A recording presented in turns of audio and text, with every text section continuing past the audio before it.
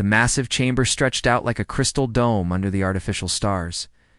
Thousands of alien beings filled every seat, their strange forms creating a rainbow of colors and shapes that would have amazed any human tourist. But Jake Morrison was not here as a tourist. He sat alone in a small box marked for defendants, his hands folded calmly on the metal table before him.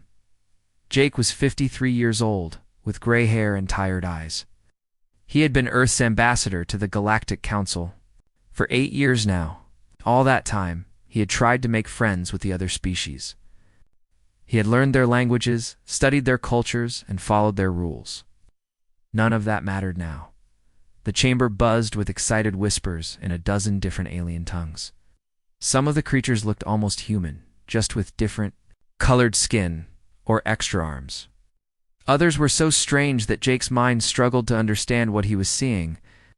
There were beings made of living crystal, others that looked like giant spiders, and some that seemed to be made of pure energy floating. In mechanical suits, all of them were here to decide humanity's fate.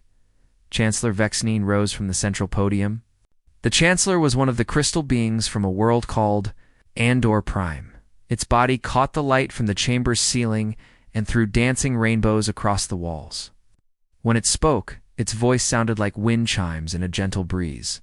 Representatives of the Galactic Council, Vexnine began, we gather today to address the human problem. For 50 years, we have watched this young species with growing concern. Today, we will decide what must be done. Jake had known this day was coming.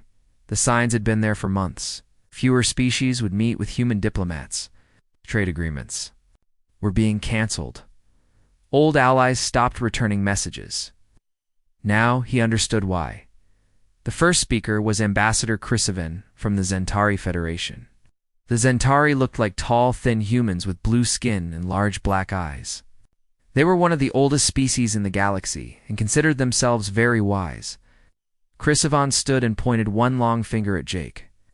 "The humans are dangerous," Chrysovan said in perfect galactic standard language. "In 50 years, they have spread to 30 star systems. They build weapons we have never seen before. They change planets to suit their needs without asking permission from the original owners. They must be stopped before they destroy everything we have built." Murmurs of agreement swept through the chamber. Jake wanted to stand up and defend his people, but he knew it would do no good. His trial was just for show. The decision had already been made in secret meetings he was not invited to. The next speaker was Queen Scifi from the Arachnid Collective. She was as large as a small car, with 8 legs and eyes that glowed red in the chamber's light. Her species looked like giant spiders, but they were actually peaceful farmers who grew food on hundreds of worlds. "My people have farmed the same worlds for 10,000 years, Queen Scifi said, her voice coming through a translation device that made her words sound hollow and distant. "The humans came to our border systems and started changing the very air and water. They said they were making the worlds better, but they were making them impossible for my people to live on. This cannot continue." More voices joined in agreement. Jake counted the species as they spoke. The machine lords from Tau Ceti complained about human computer viruses. The gas dancers from the Orion Nebula were upset about human mining operations. The tree singers from Gliese 581 said humans were cutting down their sacred forests. On and on it went. Every species had a complaint about humanity. Some were fair, Jake admitted to himself. Humans did expand fast and sometimes made mistakes. But many of the complaints were based on fear rather than fact. The aliens were scared because humans learned quickly and adapted to anything. The worst part was that Jake agreed with some of their concerns. Humans had developed fusion bombs that could turn gas giant planets into small suns, the military said. They were just tools for terraforming, but Jake knew they could also be weapons. Humanity had also created computer programs that could take over alien networks, though they claimed these were just for defense. Finally, Chancellor Vexnine called for the vote. All those in favor of Resolution 2847. The containment and control of the human species, please indicate now. Jake watched as lights appeared throughout the chamber. Red lights meant yes, blue lights meant no, green lights meant abstain. As the seconds ticked by, Jake saw nothing but red lights. Every single species voted yes. Every species except humanity, which could only abstain since they were the subject of the vote. The final count appeared on the main screen in numbers too large to miss. Yes votes 1,199, no votes 0, abstentions 1. Chancellor. Your Vexnine's crystal body flashed brighter as it announced the result. The resolution passes unanimously. The human species is hereby sentenced to technological regression and supervised labor status. All human colonies will be occupied. All human technology above basic industrial level will be confiscated. All humans will be relocated to work camps, where they can contribute to galactic society under proper supervision. Jake stood up slowly. The chamber fell silent as 1,200 alien beings watched the lone human representative. He had prepared for this moment, though he had hoped it would never come. His hand found the small device in his pocket, no bigger than a coin. "Have made your choice," Jake said, his voice carrying clearly through the chamber's sound system. "You decided to judge an entire species based on fear instead of facts. You chose to enslave 4 billion innocent people because you were afraid of what they might become." Chancellor Vexnine's crystals dimmed slightly. "The decision is final. Ambassador Morrison, security will escort you to the detention area where you will await transport to the processing facility." Jake nodded and pressed the button on the device in his pocket. Across human space, in hidden bunkers and secret facilities, machines began to wake up. Plans that had been prepared since humanity first joined the galactic community started to unfold. Earth's leaders had always known this day might come. They had prepared accordingly. "You were right about one thing," Jake said, as the security drones moved toward him. "Humans are dangerous when threatened. You're about to find out just how dangerous." The security drones were tall, silver machines with glowing blue sensors. They moved with the smooth precision of advanced technology. Jake did not resist as they placed energy shackles on his wrists. He walked calmly between them as they led him from the chamber. Behind him, the alien representatives began discussing how to divide up human territory. They talked about which species would take which planets, how to process human workers, and what to do with human technology. They seemed pleased with themselves for solving what they called the human problem. None of them noticed the small red light that had started blinking on Jake's empty chair. None of them knew that their communication networks were already being infiltrated by programs that had been sleeping in their systems for years. None of them realized that humanity's real military was not the few hundred ships they knew about. As Jake was led away to his cell, he allowed himself a small smile. The aliens thought they had one, had no idea that the war was just beginning. In 72 hours, they would understand why Earth's children were called humanity, and why that name would soon be whispered with fear throughout the galaxy. The trap had been set 50 years ago when humans first made contact with alien civilization. Now it was finally time to spring it. Admiral Kate Williams was reviewing supply reports when her personal communicator started beeping with an emergency signal. Looked at the small screen and saw 4 words that made her blood run cold. Protocol 7. Full authorization. Kate had been in the Earth Defense Force for 28 years. She had fought pirates, explored unknown systems, and commanded fleets in training exercises that simulated impossible odds. But she had never received a Protocol 7 message before. She had hoped she never would. Kate was 45 years old, with short black hair and steady hands that never shook, even in the worst situations. Her ship, the Liberty Bell, was currently orbiting Proxima Centauri with a small fleet of 20 vessels. To anyone watching, they looked like a normal patrol group protecting human mining operations in the system. They were much more than that. Kate walked quickly to her private quarters and opened a safe hidden behind her bookshelf. Inside was a sealed packet marked with warnings in 5 different languages. She broke the seal and read the orders that had been prepared 15 years ago. When she first became an admiral, the Galactic Council had made their decision. Humanity was now considered an enemy species. All human colonies were to be occupied.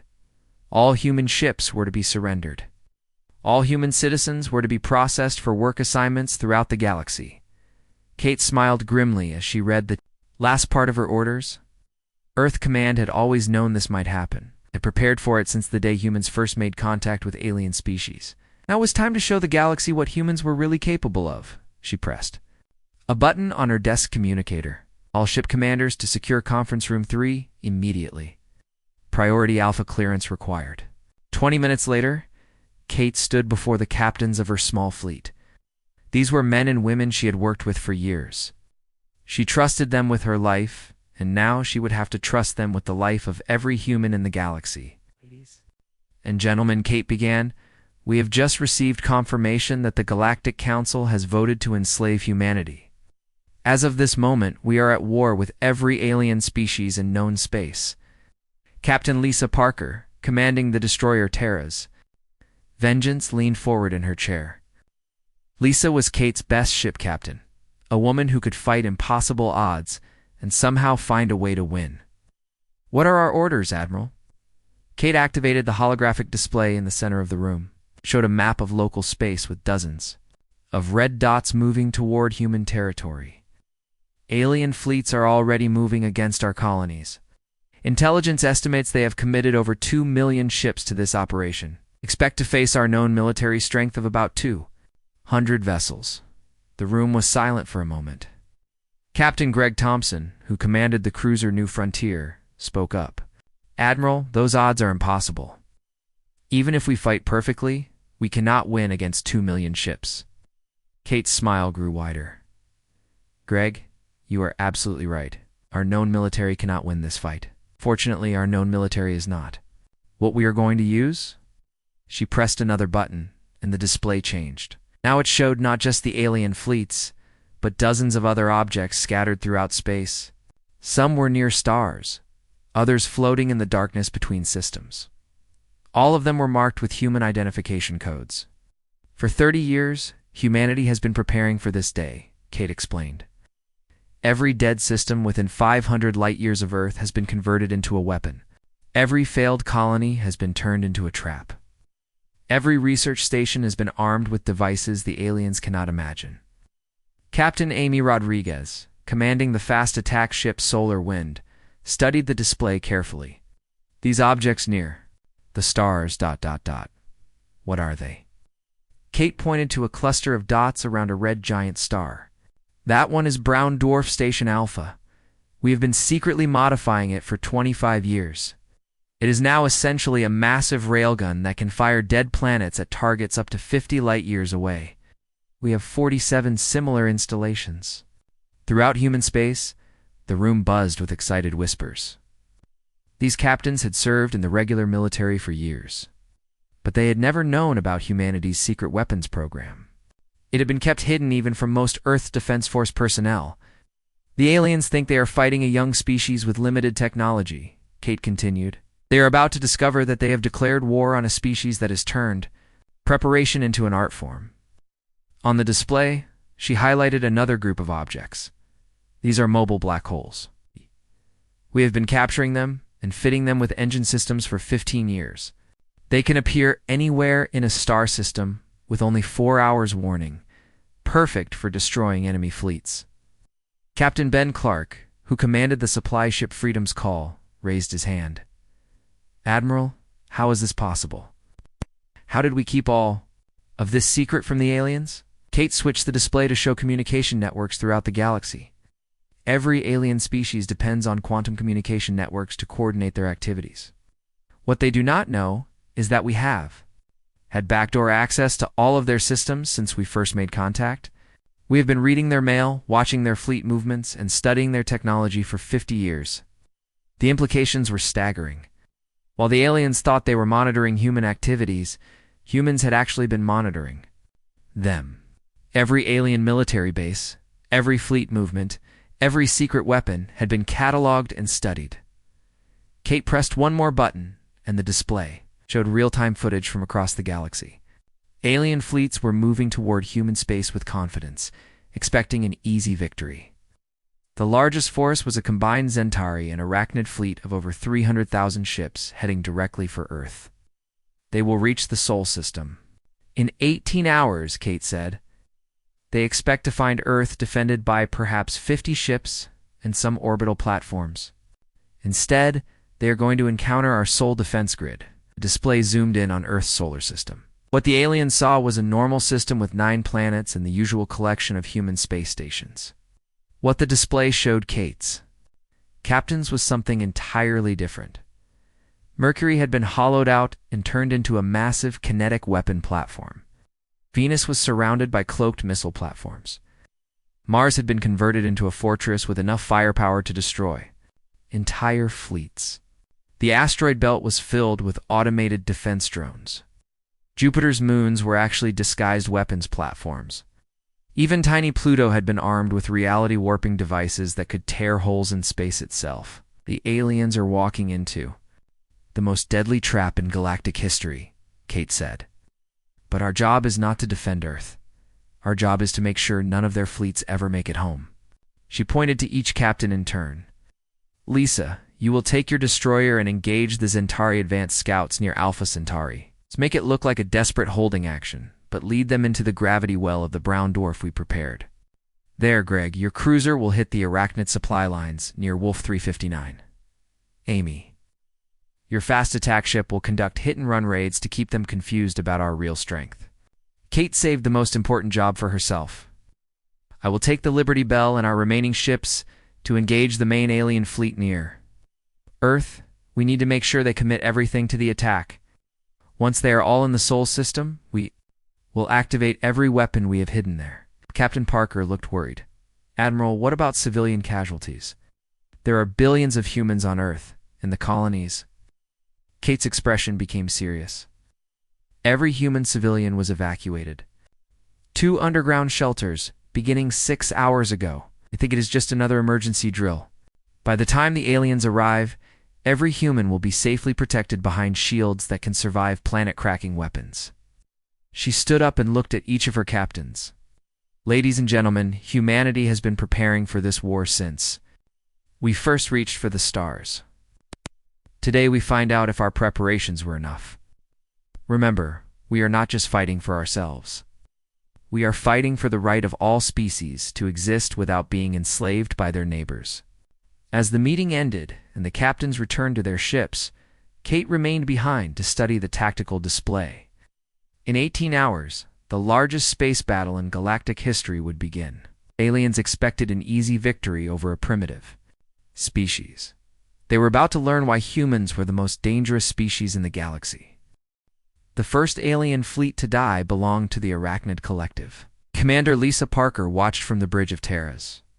Vengeance as 300,000 spider-like ships moved in perfect formation toward what they thought was a small human mining colony near Wolf 359. The Arachnids were known throughout the galaxy for their discipline and their unbreakable battle formations. None of that would help them. Now, Lisa was 38 years old, with red hair and green eyes that missed nothing. She had been fighting simulated battles against alien fleets for 15 years, using secret intelligence about their tactics and weaknesses. Today, all that training would finally be put to use. Range to target? She asked her weapons officer. 50,000 kilometers in closing, Captain. They are maintaining standard arachnid attack formation. Lisa nodded. The arachnids always attacked the same way. Their queens would stay in the center of the formation while their warriors spread out in a web pattern to surround the enemy.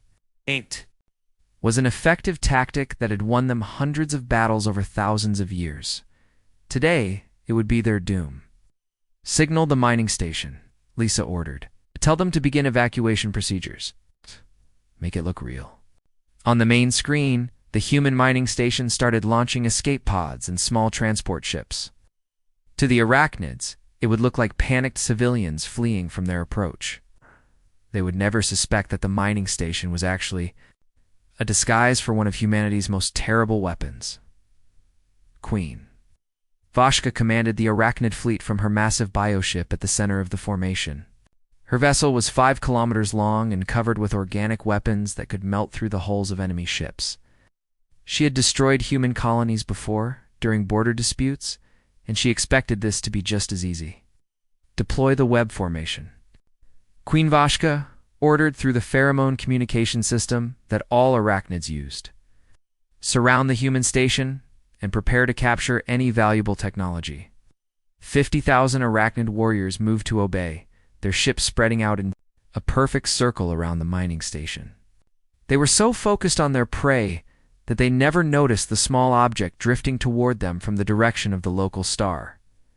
Dr. Frank. Chen watched the battle from his hidden control center deep inside Jupiter.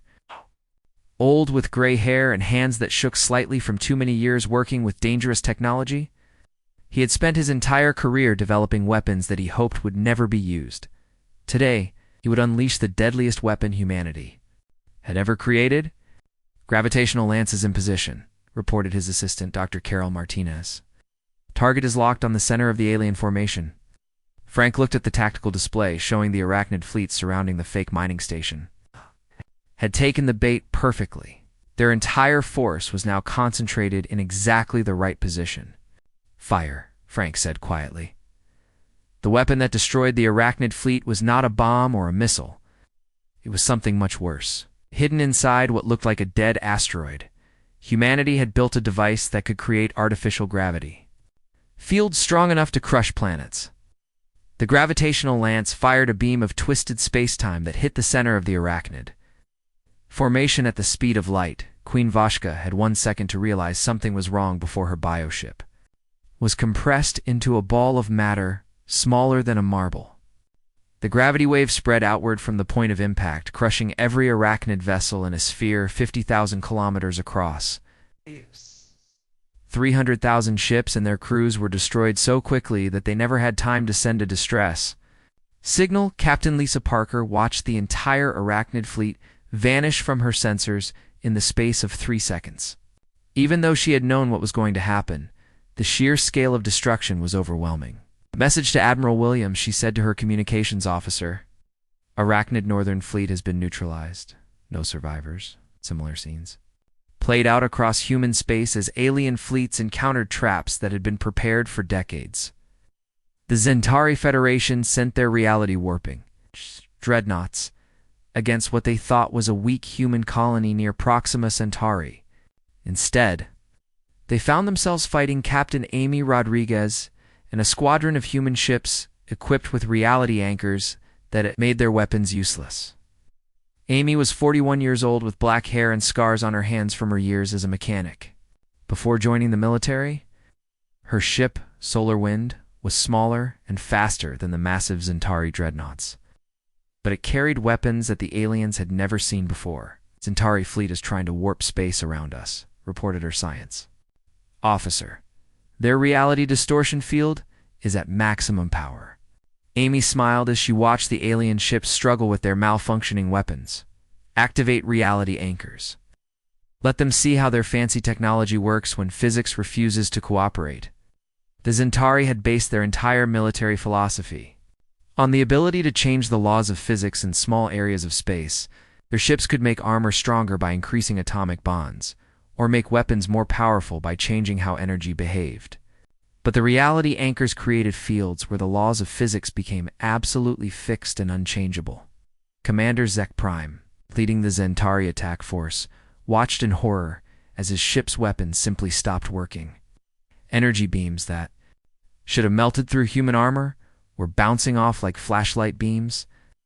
Missiles that should have warped space to track their targets were flying in straight lines like primitive projectiles.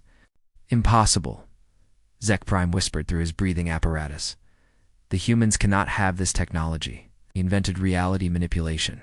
Amy Rodriguez heard the alien transmission through her communication system and decided to answer. Commander, Zek Prime, this is Captain Rodriguez of the Earth Defense Force. You invented reality manipulation. But we invented reality anchors. Surrender now, and your crews will be treated well. The proud Zentari commander refused to surrender to what he considered a primitive species. All ships ramming speed will destroy them with our hulls if our weapons will not work. Amy shook her head sadly. Zentari were brave, but they were also stubborn. All ships switched to kinetic weapons. Let them see how primitive projectiles work when fired at significant fractions of light speed. The human ships opened fire with railguns that accelerated small metal projectiles to incredible speeds. Without their reality warping defenses, the Zentari dreadnoughts were just big targets. One by one, they were torn apart by weapons that were thousands of years old in concept, but built with technology the aliens could not match. Meanwhile, the machine intelligences from Tau Ceti were learning their own hard lesson. They had sent a fleet of self-replicating hunter-killers toward Earth, confident that their artificial intelligence would allow them to adapt to any human tactic. They never expected to encounter another artificial intelligence that was smarter than they were. Captain Ben Clark commanded the research vessel New Horizon, which looked like a harmless science ship, but actually carried humanity's most advanced computer systems. Ben was 55 years old with a calm voice and steady hands that never showed the stress he felt inside. "Arya, are you ready to engage the machine intelligence fleet?" Ben asked the ship's computer. Arya was humanity's most advanced artificial intelligence, built using techniques that had been developed in secret for 30 years.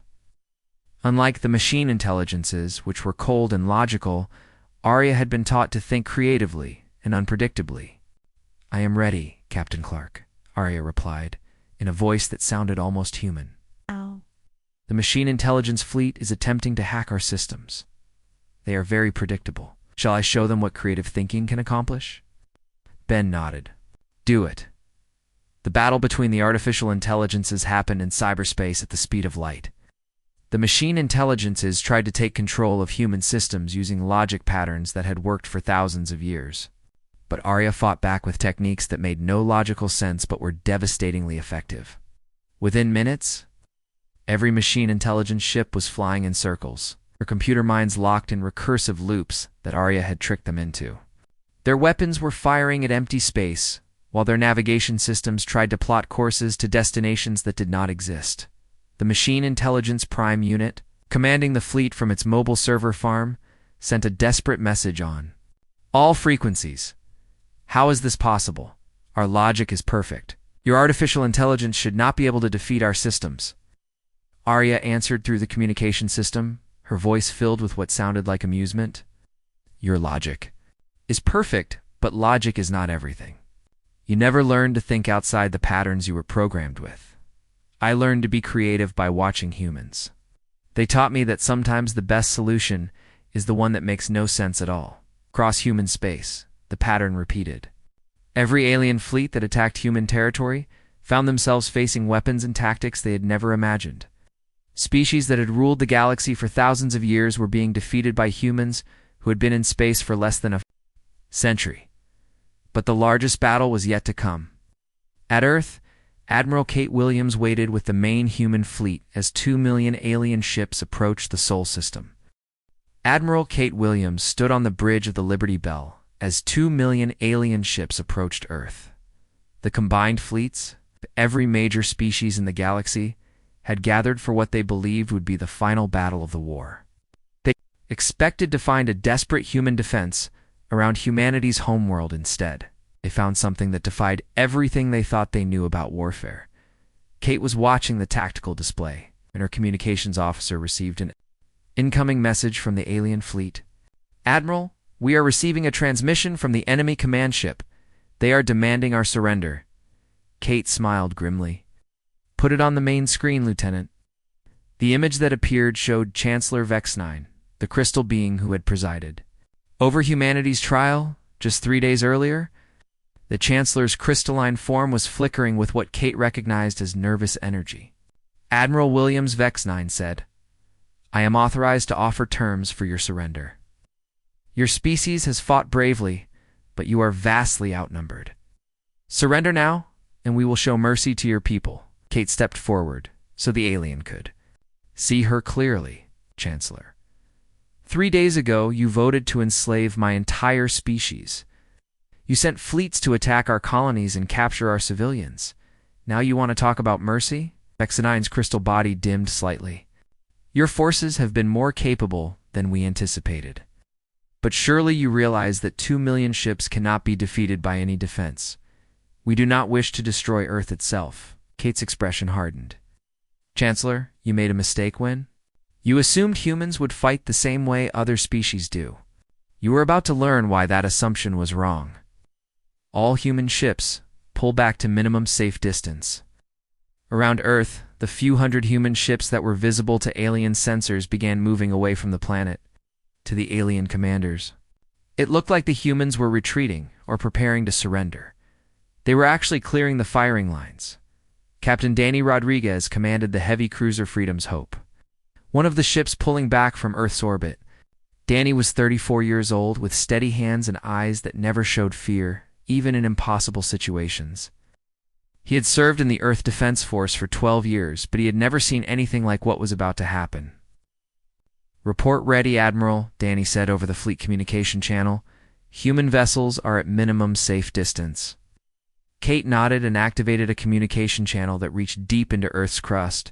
"Control Center Alpha, this is Admiral Williams. You are authorized to activate all soul defense systems. Full power, all weapons." Dr. Helen Martinez sat in the control center, buried 5 kilometers under the Rocky Mountains. Helen was 58 years old, with gray hair and hands that had been working with advanced technology since before humanity first reached the stars. She had spent 30 years preparing for this moment. "Soul defense grid is online," Helen reported. "All planetary weapons are charged and ready. All asteroid platforms are active. All hidden installations are responding. We have full tactical control." Kate turned back to face Chancellor Vex-9 on the main screen. "Chancellor, you wanted to see what humans are capable of when threatened. Today, you will get your wish." The first weapon to fire was Mercury itself. The planet closest to the sun had been completely hollowed out and converted into a massive railgun. The entire planet spun on its axis and fired a projectile the size of a city block at 10% of light speed. The projectile passed through the center of the alien formation and kept going, taking out 3,000 ships in a single shot. The aliens barely had time to react before Venus opened fire. The second planet had been surrounded by cloaked weapons platforms that suddenly became visible as they launched swarms of guided missiles. Each missile carried a small black hole as its warhead. When they hit their targets, entire alien ships simply vanished into dots of impossible darkness. Commander Thak-9 of the Zentari Battlefleet watched in horror as his reality-warping dreadnoughts were torn apart by weapons that should not have existed. "Impossible," he whispered. "The humans have turned their planets into weapons. How is this possible?" His question was answered when Mars opened fire. The red planet had been converted into a fortress bristling with energy cannons that could punch holes through the hulls of battleships at 1,000,000 kilometers range. But the worst part was not the weapons themselves. It was how accurate they were. Every shot from Mars hit exactly where it was aimed. The human targeting systems had been analyzing alien ship designs for 50 years. They knew exactly where to hit each type of vessel to cause maximum damage with minimum energy. Queen Charvet, commanding the Arachnid fleet from her massive bioship, tried to organize a retreat. All ships fall back to jump distance. We must escape this trap. But there was nowhere to run. The asteroid belt between Mars and Jupiter came alive with automated defense drones. Thousands of hidden weapons platforms revealed themselves as they opened fire on the fleeing alien ships. Each platform was small and hard to hit, but they were everywhere. Captain Lisa Parker, watching from her destroyer Terra's Vengeance, could hardly believe what she was seeing. "Admiral, the aliens are in complete chaos. Their formations are collapsing." Kate nodded. "Phase 2. All stations. Activate the outer system defenses." What happened next would be talked about in whispers throughout the galaxy for centuries to come. Jupiter's 4 largest moons suddenly revealed their true nature. They were not moons at all, but massive weapons platforms disguised to look like natural satellites. Io opened fire with plasma cannons that drew their power directly from Jupiter's magnetic field. Europa launched gravity bombs that created miniature black holes wherever they exploded. Ganymede fired reality distortion beams that turned sections of space inside out. Callisto activated a weapon that no alien species had ever seen before, a device that could make enemy ships forget how to exist. The alien fleet, already in chaos from the inner system attacks, found itself caught between the hammer of the inner planets and the anvil of Jupiter's weapons. Ships that tried to escape toward the outer system ran into Saturn's rings, which turned out to be billions of automated mines. Admiral Chrysavan of the Zentari Federation sent a desperate message to all remaining alien ships. This is not warfare. This is madness. How can any species build weapons like this? His answer came from an unexpected source. Arya, humanity's artificial intelligence, had taken control of the alien communication networks. Her voice was calm and pleasant, like a teacher explaining something to confused students. Admiral Chrysavan, you asked how humans could build weapons like this. The answer is simple. You spent thousands of years believing that your technology made you superior to younger species. We spent 50 years studying your technology and building better versions of it. Arya's voice continued as the battle raged around them. The Zentari reality warpers were impressive, so we built reality anchors. Your arachnid bioships were efficient, so we created weapons that target organic materials. Your machine intelligence networks were fast, so we developed creative thinking that your logical minds cannot predict. The alien fleet was dying. Million ships had been reduced to less than 100,000 in the space of 30 minutes. Those that remained were fleeing in terror toward the edge of the solar system, but Kate Williams was not finished. Activate Pluto Station, she ordered, at the very edge of the solar system. On what had once been considered just a cold dwarf planet, humanity's most terrible weapon came online. Pluto Station was built around a device that could tear holes in space itself. It created artificial wormholes that led nowhere, dropping enemy ships into empty regions of space billions of light years from the galaxy. The few thousand alien ships that had managed to escape the inner system defenses flew directly into the wormhole field around Pluto. They vanished without a trace, transported to parts of the universe where no rescue would ever find them. In less than 1 hour, the largest space fleet in galactic history had been completely destroyed. Of the 2 million ships that had attacked Earth, fewer than 10,000 escaped to carry word of the defeat back to their home worlds. Chancellor Vex-9's command ship had survived only because Kate had specifically ordered it to be spared. Stared at the tactical display showing the destruction of his entire alliance. His crystalline form was flickering rapidly with what humans would recognize as shock. How? He whispered. 8. How is this possible? We are the elder species. We have ruled the galaxy for millennia. How can a young race like humanity possess such power? Kate Williams appeared on his communication screen, her expression serious, but not unkind. Chancellor, you made the same mistake that conquerors have always made throughout history. Assume that because you were older and more experienced, you were also wiser and stronger. She gestured toward the tactical display showing the wreckage of the alien fleet. Humanity has been preparing for this war since the day we first left Earth. Every human colony carried weapons in its foundation. Every human trade ship was also a military vessel in disguise. Every human diplomat was gathering intelligence about your weaknesses. Kate's voice became softer, but more serious. You voted to enslave us because you feared what we might become. You were right to be afraid, but not for the reasons you thought. Why? The surrender message came exactly 24 hours after the Battle of Earth. Chancellor Vex-9's crystal form flickered weakly on communication screens across the galaxy as he read the terms of complete capitulation. The Galactic Council was disbanded. All military forces would be surrendered to human authorities. Reparations would be paid for the unprovoked attack on humanity. President Carter sat in the Oval Office reading the surrender document. He was 62 years old with gray hair and tired eyes that had seen too much war in the past 4 days. Carter had been president for 6 years. But nothing in his experience had prepared him for making decisions about the fate of entire alien civilizations. Sir, said his aide, Lieutenant Colonel Nancy Brown, Admiral Williams, is ready for the video conference. The alien representatives are waiting for our response to their surrender. Carter nodded and activated the secure communication system. The large screen in his office showed Admiral Kate Williams standing on the bridge of the Liberty Bell, which was now orbiting the ruins of the alien fleet near Earth. Behind her, space was still littered with debris from 2 million destroyed ships. Admiral Williams, Carter said, you have done an incredible job. The alien fleets have been completely defeated. What is your assessment of the current situation? Kate's expression was serious. Mr. President, we have won the war. But now, we have a bigger problem. Across the galaxy, alien worlds are panicking. Some species are destroying their own infrastructure rather than let us capture it. Others are fleeing to unknown regions of space. Few were talking about using planet killer weapons on their own worlds rather than face human occupation. Carter frowned. This was exactly what he had been afraid of. What are you recommending, Admiral? Kate was quiet for a moment before answering. Sir, I believe we need to show mercy, not because they deserve it, but because it is the right thing to do. If we act like conquerors, we will create enemies that will fight us for generations.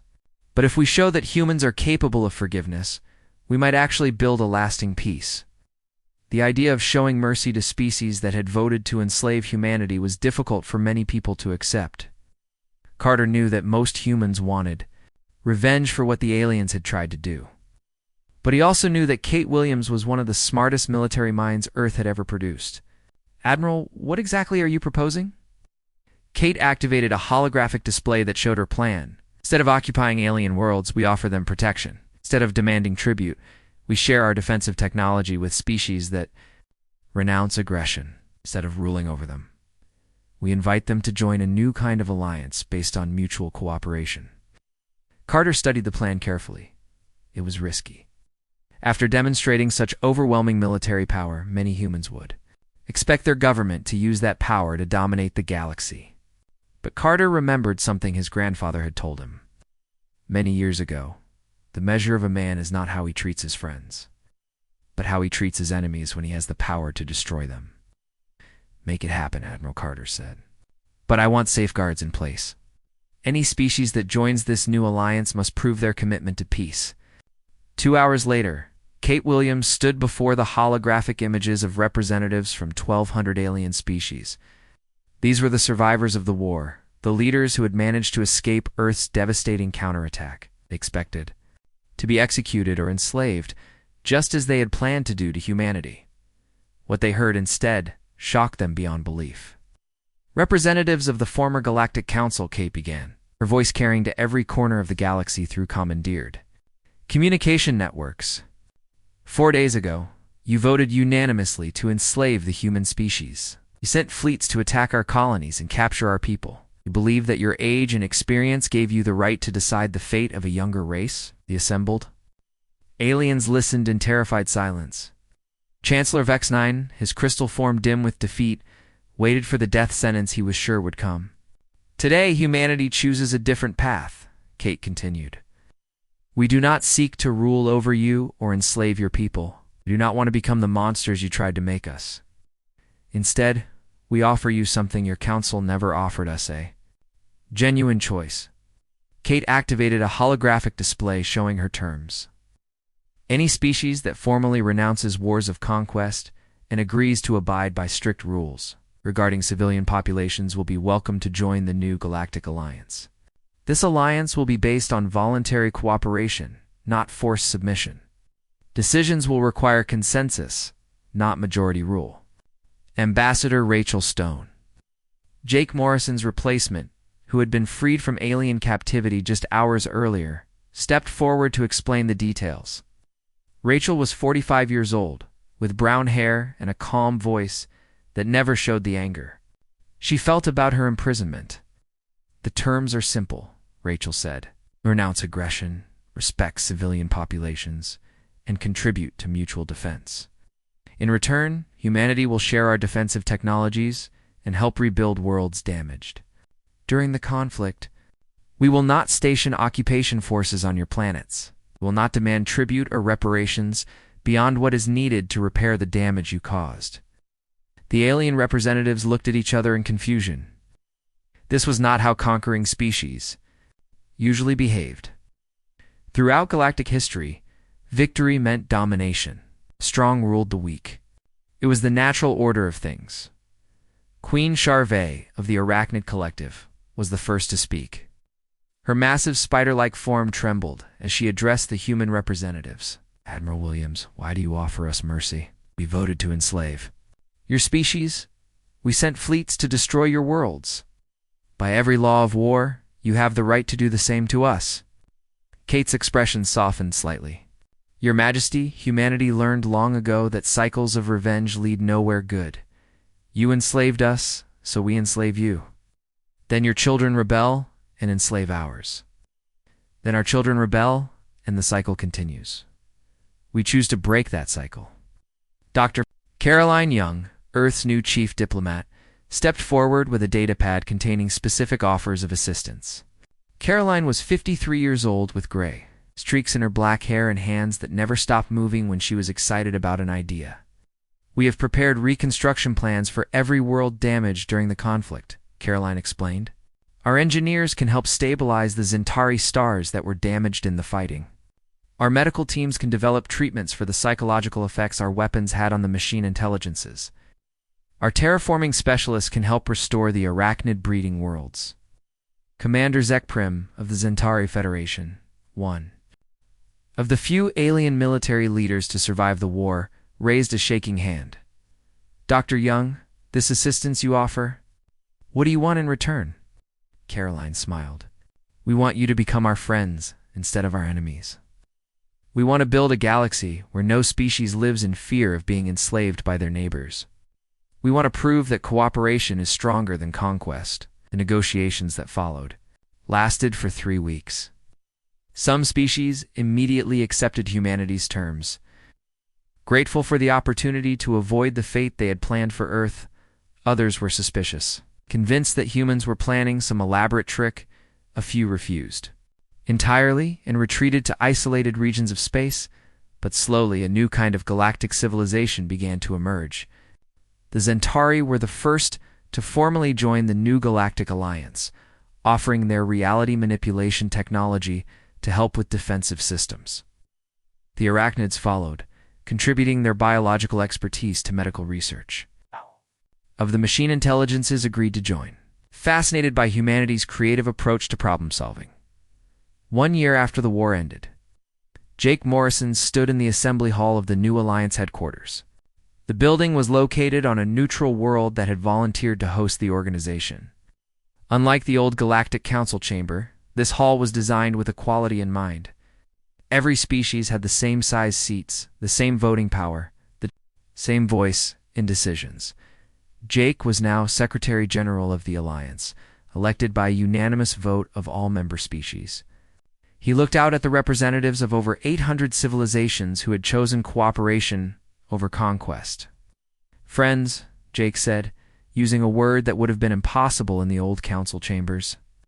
1 year ago, many of you voted to enslave humanity because you feared our potential. Today I want to thank you for giving us the opportunity to prove what that potential really was. He gestured toward the viewing windows that showed the busy space lanes around the neutral world. Ships from dozens of species moved in peaceful formation, carrying trade goods, medical supplies, and cultural exchanges between worlds that had been enemies just months before. You feared we would become conquerors? Jake continued. Instead, we chose to become builders. You worried we would use our strength to dominate others? Instead, we used it to protect the weak. You thought our youth made us dangerous, we hope. Our youth will help us build something better than what came before. Chancellor Vexnine, now serving as the Andorian representative to the Alliance, stood to respond. His crystal form was brighter than it had been in months, no longer dimmed by fear and defeat.